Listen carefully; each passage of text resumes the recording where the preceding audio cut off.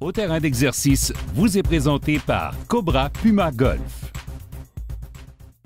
Cette semaine, je m'attaque à la génétique de votre élan, votre puissance. Comment vous développez votre puissance? J'emploie le terme génétique, pourquoi? Parce que c'est une habilité que l'on développe rapidement et naturellement.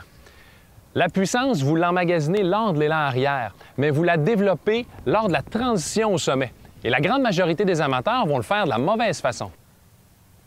En fait, par instinct ou parfois par manque de flexibilité, on va aller directement s'appuyer sur notre jambe avant, puis pivoter autour d'elle afin d'effectuer notre rotation. Et c'est très différent d'un pivot renversé, où dès la montée, je vais appuyer mon poids sur la jambe d'en avant. Ici, dans ce cas-ci, la montée se fait bien, mais c'est au sommet de l'élan, la transition est un peu trop rapide.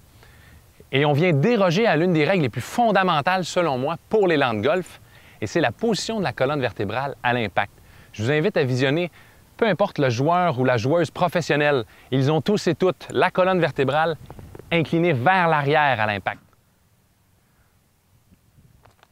En allant m'appuyer rapidement sur la jambe avant, ma colonne vertébrale vient complètement se désaxer et pointer dans l'autre direction, ce qui limite notre puissance et fait en sorte que le plan d'élan est trop à la verticale.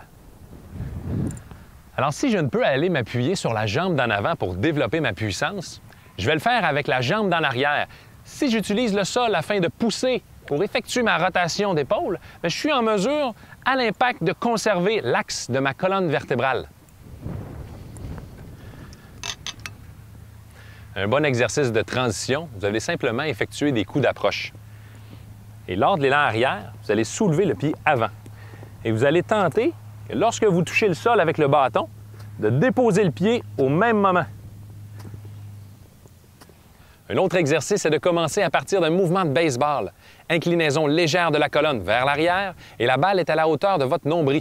Et progressivement, vous vous élancez comme si la balle était de plus en plus basse afin de reprendre votre position de golf.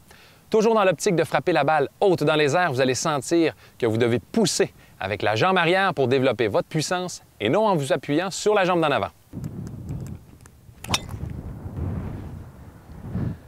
Ce que vous devez retenir dans tout ça, du début jusqu'à l'impact, gardez l'axe de votre colonne vertébrale incliné vers l'arrière et non vers l'avant. Bon golf!